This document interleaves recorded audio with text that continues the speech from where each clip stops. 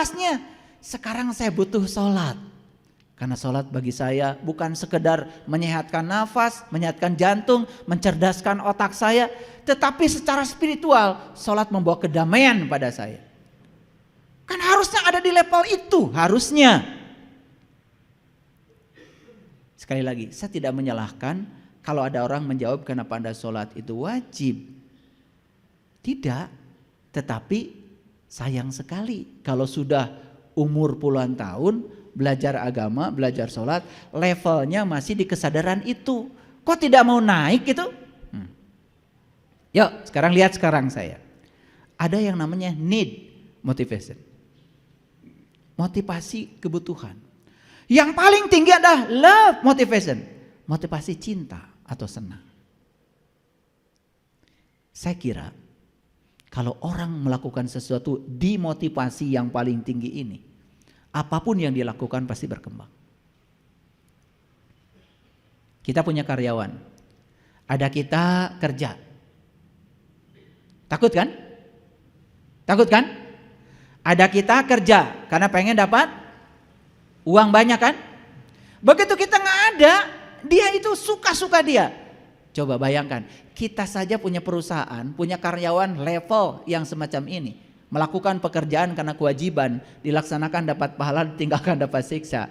Rugi nggak kira-kira? Hancur nggak perusahaan kita? Coba sekarang punya karyawan di level kesadaran need. Saya itu bekerja Pak, karena saya ingin menjadi kepanjangan tangan Tuhan. Saya diberi keahlian ini oleh Allah. Saya percaya itu rencana Allah. Maka saya bekerja di perusahaan Bapak dengan peran ini. Karena saya percaya ini jalan terbaik bagi saya.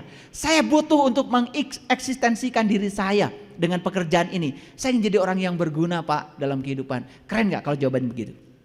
Keren kalau jawaban begitu? Maju gak perusahaan kita? Maju.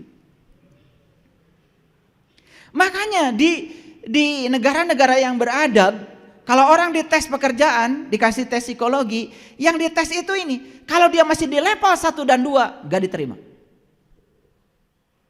Tapi kalau udah masuk level 3, dia ingin eksistensi dirinya diakui. Dia ingin keahliannya diterima. Dia ingin menunjukkan dirinya, kalau dirinya itu, dia sudah butuh. Masuk level yang terakhir, cinta. Wah, sudah keren. Pertanyaan saya, yuk kita jawab sekarang. Betulkah kita melaksanakan ritual agama karena cinta kepada Allah? Silakan jawab sendiri-sendiri. Kalau belum terjawab yang itu, tanya lagi. Apakah saya melakukan ini karena saya butuh? Belum terjawab juga? Berarti kita masih ada di 2 level yang paling bawah ini. Padahal la ikraha fiddin. Kalau tidak ada paksaan, berarti melakukan sesuatunya senang, menyenangkan. Dan kenapa selama ini kita melakukan itu tidak menyenangkan? Karena kita lambat belajar rahasianya. Padahal di wudhu itu ada rahasianya. Di sholat itu ada rahasianya. Tempo hari yang ikut pelatihan sholat khusus, saya ajarkan wudhu aja. Udah nangis baru wudhu. Baru saya ajarkan, coba ketika kamu sedang membasuh tangan itu, bicaralah kamu dengan tanganmu. Terima kasih tangan, sudah 60 tahun kamu menemani aku. Dengan kehadiranmu aku bisa makan, bisa masak, bisa berdandan. Bahkan ketika kancingku copot pun kau membantunya. Betapa peran jari-jari ini luar biasa. Pernah gak berbicara kepada jari-jari kita yang dibasuh ketika wudhu? Pernahkah berbicara itu? Hampir tidak pernah. Cuci. Wudhu, sudah. Hanya sebatas menggugurkan kewajiban. Tidak ada kesadaran yang dibangun. Para Nabi Muhammad mengajarkan itu. Ketika Nabi Muhammad mengambil air untuk hidungnya, beliau mengajarkan, ini fikih. Apa yang diajarkan beliau? Masukkanlah bau surga ke dalam hidungku. Jauhkanlah bau neraka dari hidungku. Ketika beliau membasuh wajah, ya Allah, putihkan wajahku dengan cahayamu. Putihkan wajahku dengan cahaya-Mu. Yang dimasukkan ke sini adalah air, tapi beliau meminta kepada Allah, putihkan wajahku dengan cahaya-Mu. Maka di Quran dikatakan Muhammadur Rasulullah wallazina ma'ahu asyidda walal kufar ruhama bainahum tarahum ruk'an sujadan yabtaguna fadlan minallahi wa ridwana. Umatnya Nabi Muhammad itu penuh cinta kasih pada siapapun tanpa membeda-bedakan. Bekas ruku dan sujudnya nampak di wajahnya. Wajahnya menyenangkan, wajahnya penuh persahabatan, tidak curiga, penuh kebijaksanaan. Coba, orang lain pinjam uang sama kita, kemudian dia tidak bisa bayar, dia datang pada kita. Sebelum dia bicara, langsung kita bicara. Sudah, jangan dipikirkan. Sudah. Uang saya masih banyak, berkecukupan. Saya doakan kamu, semoga nanti ada rezekinya. Bahkan ketika dia tidak bisa bayar, sudah, jangan dipikirkan. Sudah, saya ikhlaskan. Nggak usah dipikirkan lagi kata-kata itu. Itu yang disebut dengan tarahum ruka'an sujadan yabtaguna fadlan minallahi. Bekas ruku dan sujud nampak di wajahnya. Bukan secara fisik. Maaf, bukan ini jadi hitam, bukan. Karena kalau ruku yang benar, sujud yang benar seperti yang diajarkan Nabi, harusnya ini tidak sampai berbekas. Harusnya. Coba kita nanti suatu saat kaji hadis-hadis tentang fikih.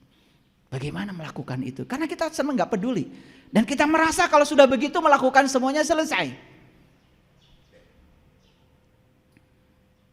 Yuk sekarang. Di mana motivasi kita melakukan semuanya? Kalau kita masih di level 1 dan 2 berarti bertentangan dengan la ikraha fiddin. Harusnya tidak ada paksaan dong dalam agama. Dan kenapa agama tidak menarik? Contoh sederhana, ibu bapak, kalau ibu bapak saya paksa memakan makanan yang tidak biasa ibu bapak makan, saya paksa, muntah nggak kira-kira? Muntah nggak? Muntah. Saya pernah membawa teman saya ke restoran Jepang. Begitu lihat sashimi itu yang mentah, lari dia. Karena otaknya itu yang namanya ikan harus matang. Kalau saya paksa dia makan sashimi itu muntah, lihat saja dia sudah nggak tega. Nanya sama saya, Bapak katanya makan itu? Iya. Cuman ini kesini aja pakai kecap. Udah ada wasabinya, antibakterinya. Nanti, wah, saya bisa muntah Pak. Ya udah, kamu cari warteg aja.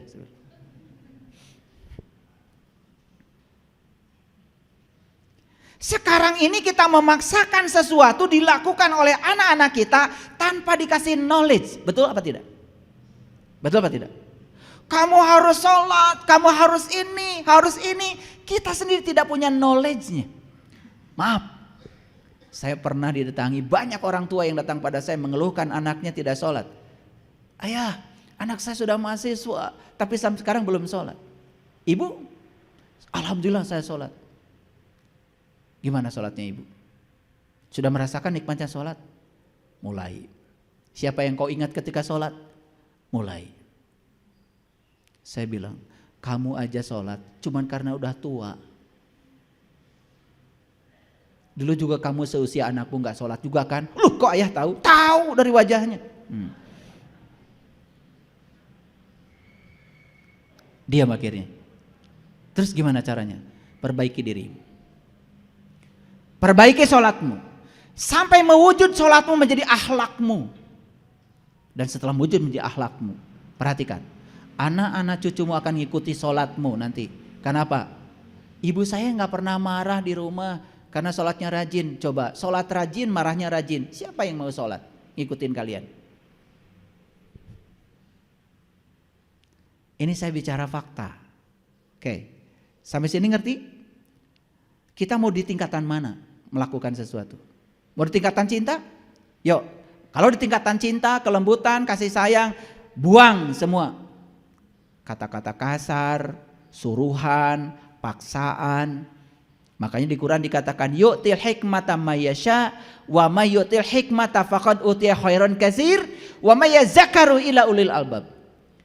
Orang yang tingkatannya sudah ulil albab tadi, apapun perintah dia sudah bukan kata-kata.